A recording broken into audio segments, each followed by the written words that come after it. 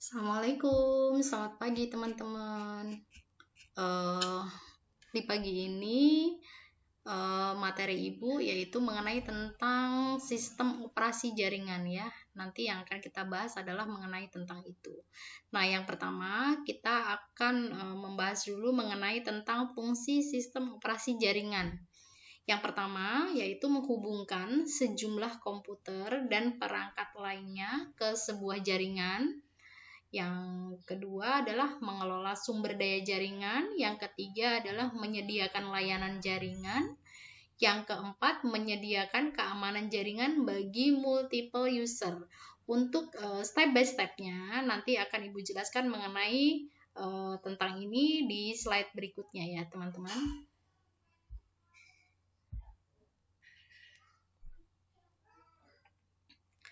Nah, ini masih mengenai tentang fungsi sistem operasi jaringan.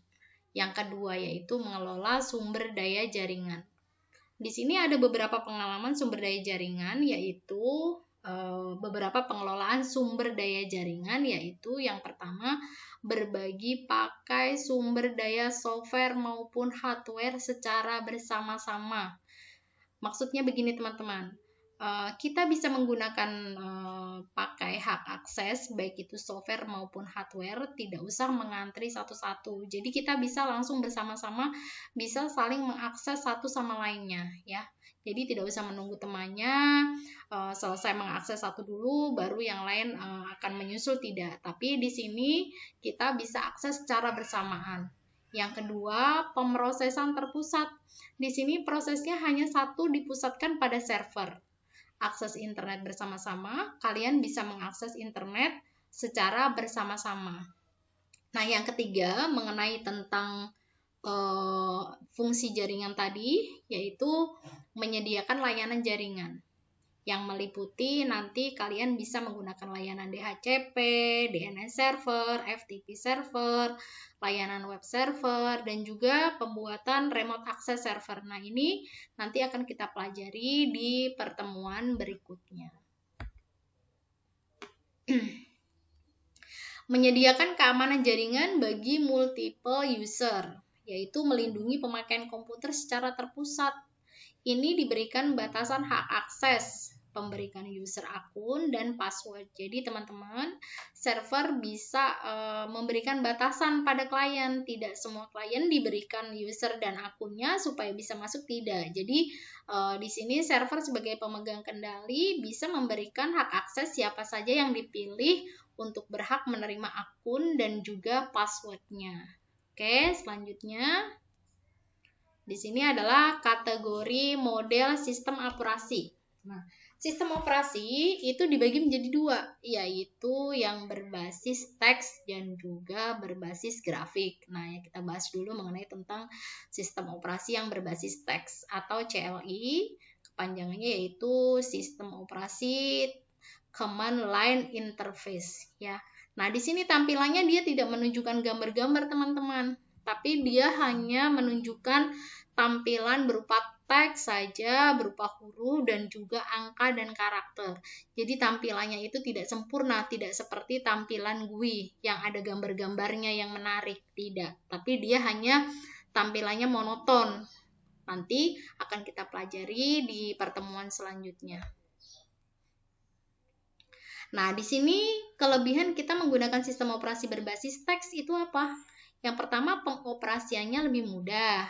Nah, yang kedua, space yang dibutuhkan tidak terlalu besar, jadi tidak membutuhkan hard disk yang terlalu besar atau menggunakan RAM yang terlalu besar, tidak teman-teman.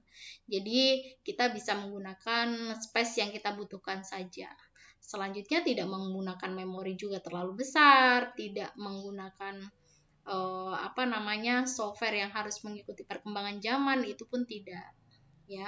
Nah, contoh-contoh daripada sistem operasi berbasis teks itu apa aja?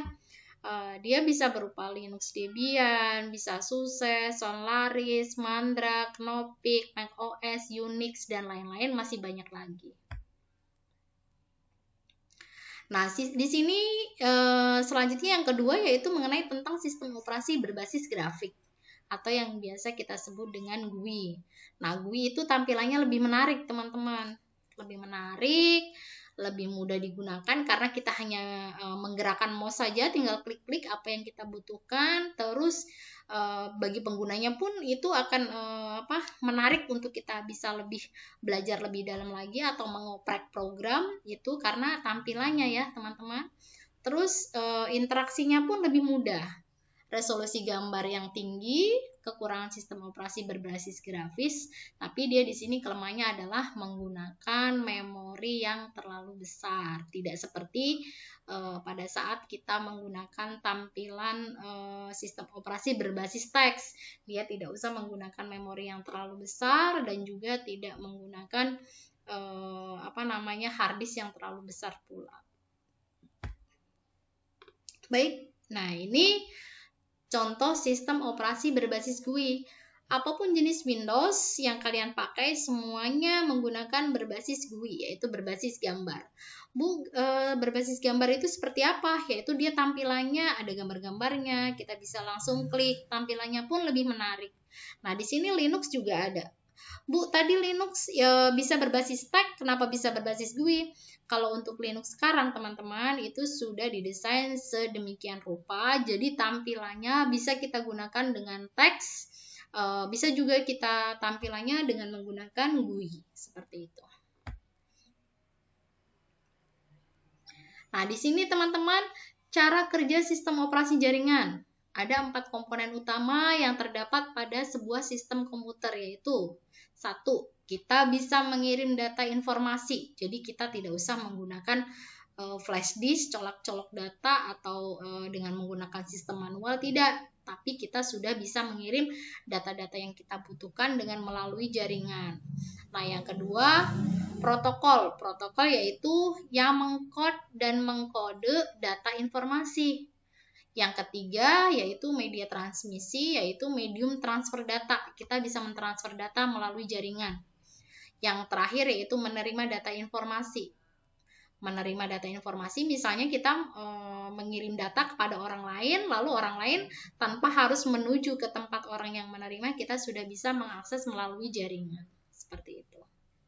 Oke teman-teman, terima kasih. Sampai di sini Ibu akhiri. Assalamualaikum warahmatullahi wabarakatuh. Selamat belajar. Semoga kalian bisa mengikutinya.